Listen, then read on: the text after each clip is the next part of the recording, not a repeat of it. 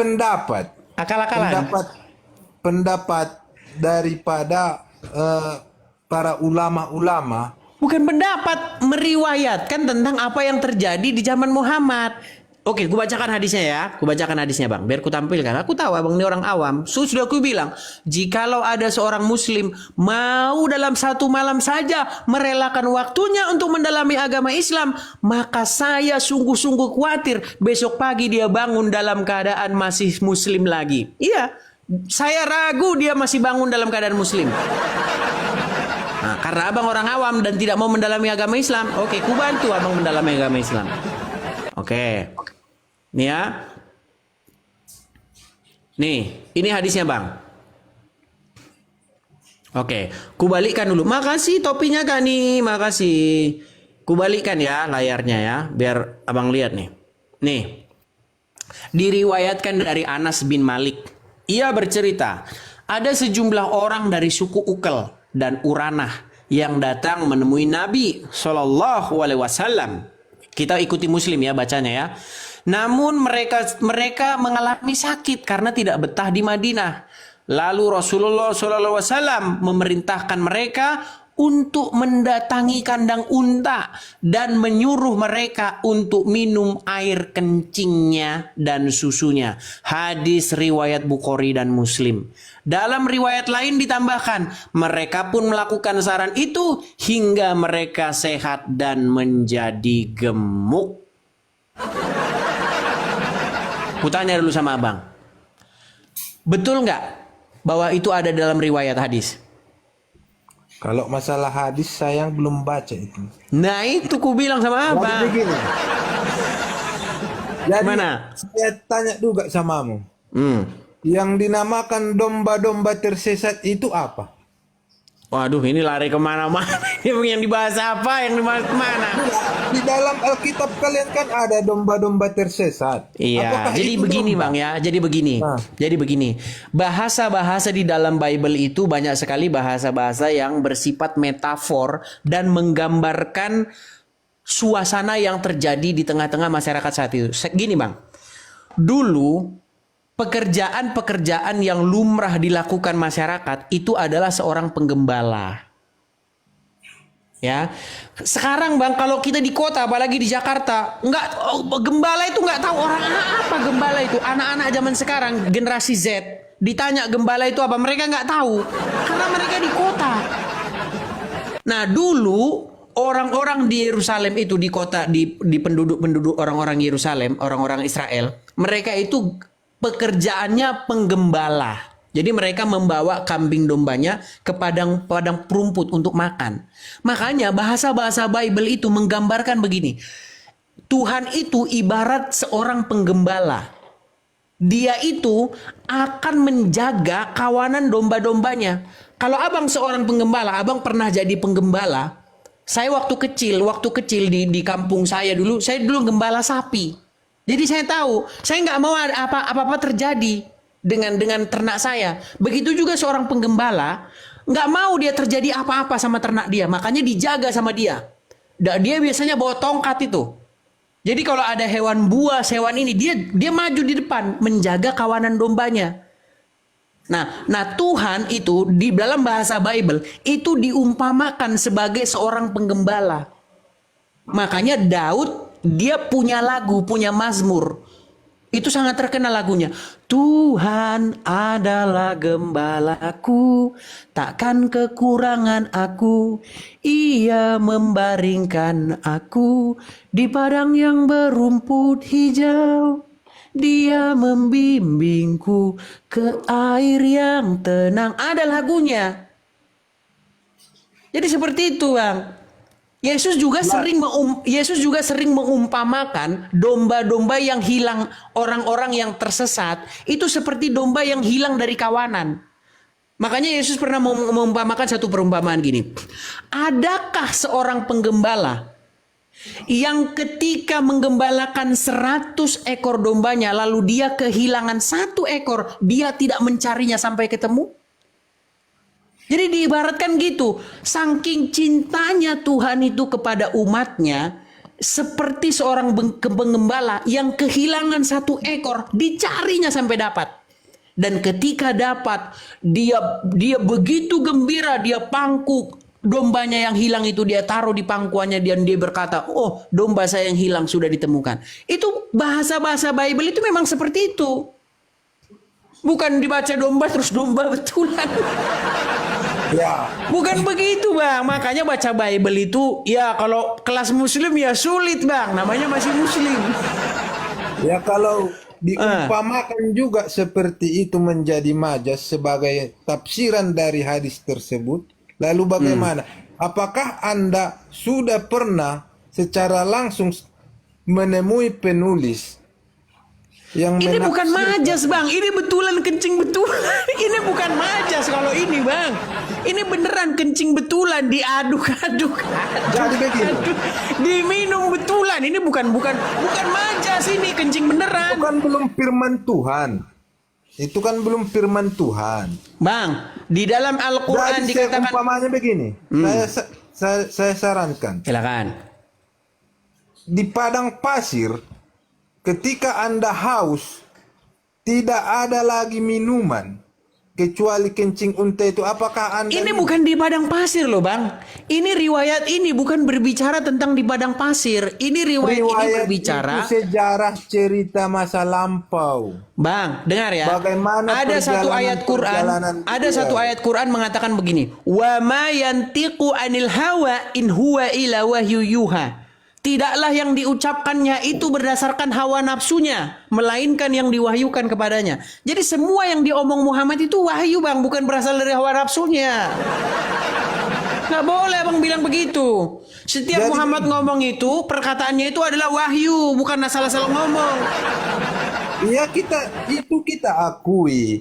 Nah, oke, kalau begitu, karena Yang Muhammad dari menyuruh ayat orang ini. sakit minum kencing hewan, kenapa Muslim sekarang nggak mau mempraktekkan ajaran Muhammad? Ayo. Ya tergantung situasi dan kondisinya. Tergantung Ketua. silakan. Aduh. Jadi- Bukankah fakta sebenarnya Anda dapati bahwa ajaran Muhammad itu aneh-aneh? Sehingga Anda mengatakan Anda nggak mau menurutinya. Ayo, coba. Bukan begitu. Gimana? Di dalam Al-Quran itu, dalam pengertiannya itu, makanya banyak berpendapat, ulama ini berpendapat, ulama ini berpendapat. Belum ada yang memastikan di arti-artinya itu, oh begini gitu. Bukan loh, Bang. Ini masalah minum kencing onta ini bukan majas. Ini bukan perumpamaan. Jadi Bukan begini. sebuah metafora. Ini Tunggu, betul-betul. Bahkan begini, Bang. Ini sampai bikin buku mereka. Sembuh dengan air kencing unta. Nah, pertanyaan saya, kenapa Muslim nggak percaya dengan ajaran Muhammad? Ayo rame-rame kalian minum air kencing unta. Banyak. Iya, kenapa? Dari Gini, pendapat- Abang setuju nggak kalau dibikin di belum dalam rumah sakit tentu Islam keadaannya. menu obat sesuai dengan hadis Rasulullah, kencing unta. Ayo gimana? Dibikin di rumah sakit Islam. Ayo, sesuai dengan anjuran Nabi. Kalau kalian mau konsisten loh dengan ajaran kalian, gimana? Belum tentu begitu. Itu kan riwayat, cerita. Gimana, Dar? Jadi begini, dengar dulu. Kau orang apa? Batak? Ya, Suku Batak? Marga apa? Marga Sidabutar. Nah, Hmm. kalau kita kaji tentang kejadian di Pusuk Buhit, apakah kita percaya bahwa leluhur kita itu turun dari langit? Dongeng, kalau saya bilang itu dongeng. Yang cerita-cerita begitu dongeng. Ya, kalau saya tidak meyakini bahwa hadis ini adalah itu hanya dongeng, bagaimana? Bagaimana Anda mengatakan itu dongeng? Itu saya klarifikasi ya, nanti banyak pula orang ini saya gini. Kalau gini ya, silsilah ya yang mengatakan turun dari langit terus turun di Pusuk Buhit, nah itu menurut saya itu dongeng. Nggak benar yang kayak begitu. Kalau yang saya imani ya, orang-orang sebelumnya sesuai dengan sejarah ya, bangsa-bangsa proto Melayu datang ke sana terus itu yang saya imani. Ya. Nah, kalau bicara tarombo nanti lain lagi tuh. Itu kalau itu betul memang ada ya, marga begini, silsilahnya begini, itu betul. Ya kan? Tapi kalau jatuh dari langit terus ada di pusuk buhit turun dari langit, itu saya nggak percaya. Saya nggak percaya itu. Oke, nah gini. Sekarang kita kembali ke tema awal ini ya. Gini. Di sini Anda mengatakan bahwa riwayat ini dongeng. Betul? Betul? Riwayat, yang namanya riwayat itu cerita, ada yang benar, ada yang tidak. Makanya Oke, sekarang saya tanya sama Abang. Apa yang membuat kamu mengatakan bahwa ini dongeng? saya belum uji bahwa itu keabsahannya. Terus kenapa kamu katakan bahwa itu dongeng? Bilang saja begini. Kudapati hadis itu aneh. Nanti kalau ku bilang benar, disuruhnya aku minum air kencing. Bilang aja karena kau nggak mau minum kencing unta, makanya kau bilang itu dongeng. Ah, Bang ini. Sekarang begini Bang, ulama-ulama ya, semua mengakui bahwa memang air kencing unta itu adalah sunnah Rasulullah nih. Ku baca Quran ya. Kencing unta boleh diminum nih ya. Kalau kita klik di dalam YouTube, masalah kencing unta boleh diminum, ya, lihat nih. Biar ku ini kan ya. Nih. Biar ku putarkan sama Abang nih. Ya, nih. Kita sama-sama dengar ya. Biar nggak dibilangnya fitnah nih. Pertama sebelum saya jawab pertanyaan Ibu ini, saya ingatkan. Jadi Rasulullah Salam wabarakatuh ya. Jadi pertama sebelum saya jawab pertanyaan Ibu ini, saya ingatkan. Jadi Rasulullah menyuruh minum kencing onta itu sebagai obat, bukan untuk berlezat-lezat ya. Bukan dianggap kopi atau teh kencing onta. Kopi kencing onta enggak ya. Tetapi maksudnya kencing onta sebagai. Sebentar, ini yang ngomong ini Ustadz Firanda. Saya udah pernah ngobrol sama orang ini ya. Dia aja yang sok-sok lupa ya. Saya ini. Obat, karena perintah tersebut Nabi tujukan kepada orang-orang yang demam di kota Madinah, sakit, maka Nabi suruh mereka minum kencing onta dan minum air susu onta, dan ternyata sembuh. Sembuh kan? Sembuh dalam hadis Sahih Bukhari dan yang lain, kisah Uraniyin. Baik. Adapun hadis Nabi SAW mengatakan, ibadah Allah tadawau wala tadawau. Oh, ini pertanyaan selanjutnya nih.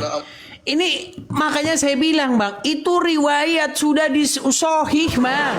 Kok Abang bilang itu dongeng? Terlalu. Makasih Hilda, makasih. Itu terlalu Abang mengatakan itu dongeng. Bilang aja Bang, aku tak suka kencing onta, makanya aku bilang lah itu dongeng, gitu lah. Aduh, gimana Bang? Sudah jerah? Atau besok ada lagi supaya kita kasih kesempatan muslim yang lain ini. Banyak yang mau naik soalnya. Enggak, satu aja pertanyaanku lagi nih. Apa? Di dalam Kristen ada nggak makanan yang dilarang? Di dalam hukum Taurat banyak Bang makanan yang dilarang. Contohnya hewan yang tidak berkuku belah dan memamah biak. Seperti itu. Itu merupakan hewan yang kalau bahasa Ibraninya itu tame. Saya bukan menanyakan di Taurat. Memang kitabmu Taurat? Iya, dari Kejadian sampai Wahyu. Bukan Injil.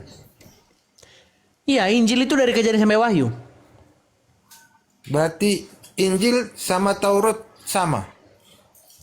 Ya, kita harus bicara pengertian dulu yang dimaksud dengan Injil ini apa. Kalau secara etimologi yang dimaksud Injil itu memang kabar baik, yang dimaksud di situ merujuk kepada yang Matius, Markus, Lukas, Yohanes.